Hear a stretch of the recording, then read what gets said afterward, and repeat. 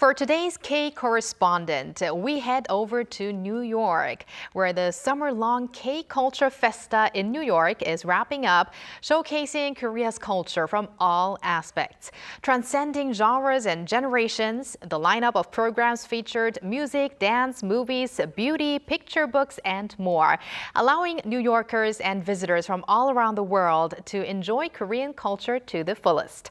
So let's now connect to Hwang Taehyun, Program Director of Film and Content at the Korean Cultural Center in New York, to hear more. Hello, Director Hwang. Hello, Director. Nice to meet you, Soa and Walter. Thank you so much for having us.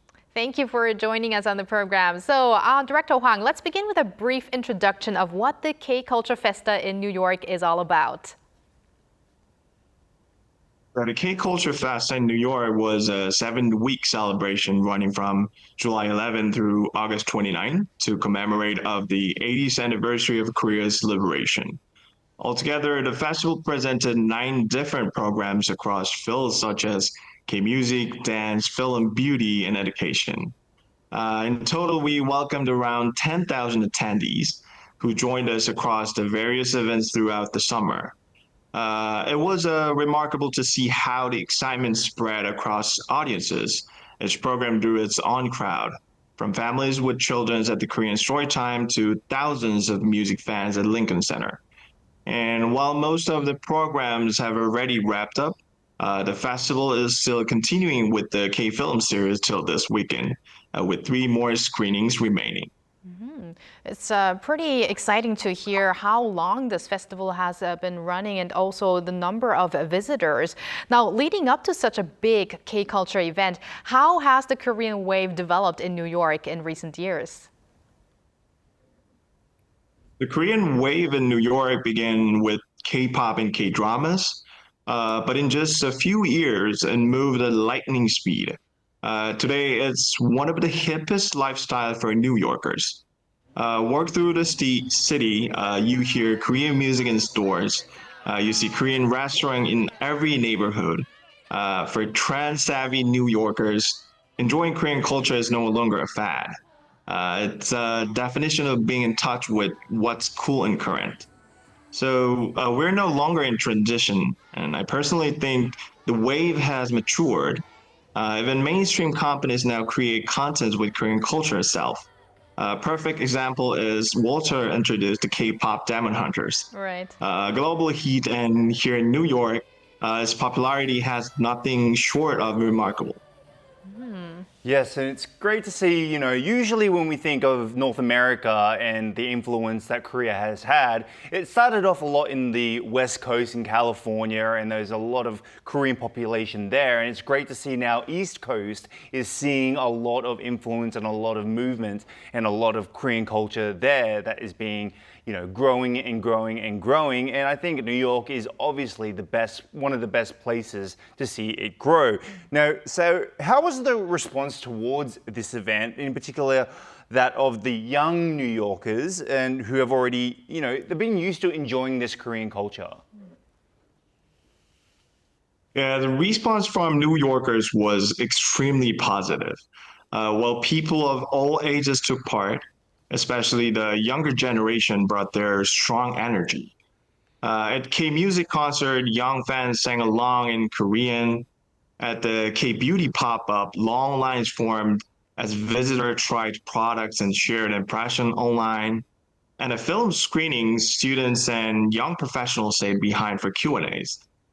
They showing their genuine curiosity about Korea's history and culture. So for many, Korean culture wasn't treated as something foreign.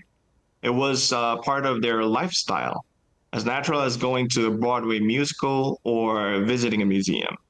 That sense of ownership and enthusiasm made the atmosphere truly electric. Great to hear that positive response there. Now, Director Hwang, one of the trendiest districts in Seoul these days is Hongsu-dong. That's also a hot spot to experience K-beauty. And you just actually mentioned the K-beauty pop-up event was also huge. So tell us about the Seongsu vibe that was felt there at the festival. I actually saw some of my favorite influencers on social media have been at that event as well. So tell us about it.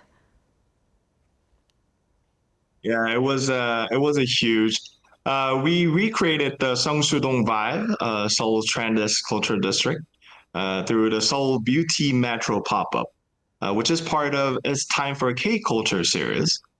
This series now is in third year and has spotlighted different aspects of Korean culture every year. The 2025 edition focused on K-beauty, with influencer-led sessions, live demonstration, and interactive spaces that gave visitors a direct taste of Seoul street styles. And this event quickly became one of the most talked about corners of the festival, buzzing with energy and engagement throughout its run. And it just ended a few hours ago here in New York City. Oh, I see. Nice. Excellent. And I'm glad to see that K-beauty products, K-food is growing, but we can't ignore the fact that, K-pop, K-dance is still the top thing on most people's list when they go to these sort of events, right? It's the biggest performance of all. Most people look forward to it. So the event also featured, obviously, a variety of music and dance performances. Please tell us about those performances and how the audiences responded to it. I'm sure that was what a lot of people were looking forward to. Also, were there any specific criteria when it came to the selection of the lineup? The centerpiece was K-Music Night at Lincoln Center, co-presented with Coca New York and Lincoln Center for the Performing Arts. Over 2,500 people filled the Damrush Park at the Lincoln Center and enjoying performances by the legendary Kim Chang-won Band alongside rising acts like Touch It and Monday Feelings. It was a tremendous success, warmly received by both international visitors and the Korean American community. And we also featured a K-Swing story, where a Korean swing dance team brought their art to the birthplace of swing, New York.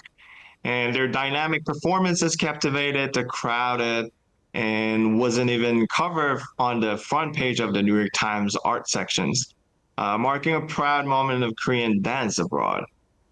Together, these programs captured our guiding vision, a balance between tradition and innovation, showing Korean arts as its most vibrant. And now let's shift over to the films at the festival. That's probably your expertise as the program director of film and content. Now, as part of the 80th anniversary of Korea's liberation, there were a number of related movies screened there, such as Hallyu and Dongju, The Portrait of a Poet. So these films may be a little somewhat unfamiliar to many locals. And also, what did the audience think about those movies, especially maybe the second or third generation Korean Americans? Film was another cornerstone of the festival. Our special series, Beyond Liberation, features a total of 10 films, including power stories like Hallyu and Dongju, as well as classic Korean films from the 1940s curated by the Korean Film Archive. For New Yorkers and especially second and third generation Korean Americans, these screenings became more than just film events. They worked as educational resources while also helping to affirm cultural identity and pride.